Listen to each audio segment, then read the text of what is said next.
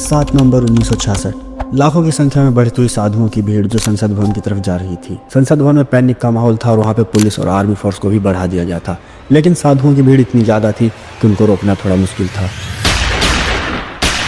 फिर अचानक वहाँ पे गोलियों की आवाज शुरू हुई। एक के बाद एक लाश गिरती जा रही थी, साधुओं की मौत होती जा रही थी। संसद भवन का वह रास्ता जो आज खून की नदी बन चुका था।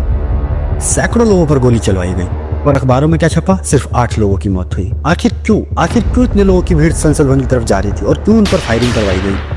और क्या सच में सिर्फ 8 ही लोग मरे थे या असल आंकड़े कुछ और ही थे? और क्यों न्यूज या अखबारों में भी इन खबरों को दबाया गया?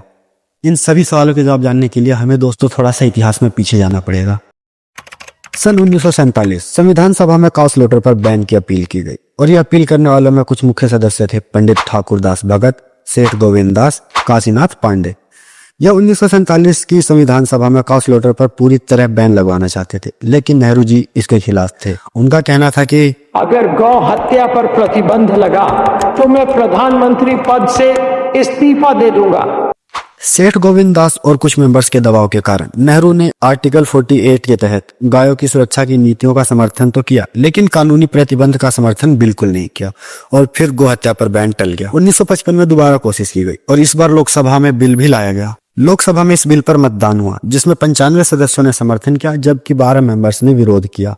फिर भी जवाहरलाल नेहरू जी ने गौ हत्या पर कोई कानून नहीं बनाया। उन्होंने साफ तौर पर कहा कि अगर गौ हत्या पर प्रतिबंध लगा तो मैं प्रधानमंत्री पद से इस्तीफा दे दूंगा, और एक बार फिर गौ हत्या प्रतिबंध टाल दिया गया।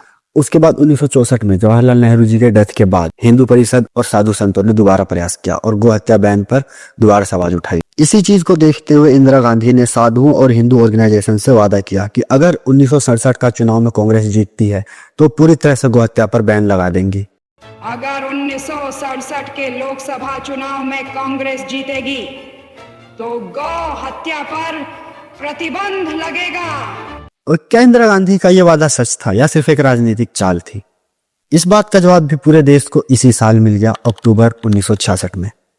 वासिम, महाराष्ट्र के वासिम में एक शांति मार्च निकाला गया जिसमें साधु संत और बहुत सारे ऐसे लोग जुड़े थे जो गौ हत्या पर प्रतिबंध लगवाना चाहते थे। देखते ही देखते ये भीड़ बढ़ने लगी। आम नागरिक भी इस शांति मार्च में जुड़ने लगे, लेकिन शायद महाराष्ट्र सरकार को ये बात पसंद नहीं आई और उस टाइम पर महाराष्ट्र में कांग्रेस की सरकार भी थी, जिससे वहां की पुलिस ने लाठीचार्ज शुरू किया। देखते ही देखते भगदड़ मचने लगी और फिर तभी महाराष्ट्र पुलिस ने गोली चला दी।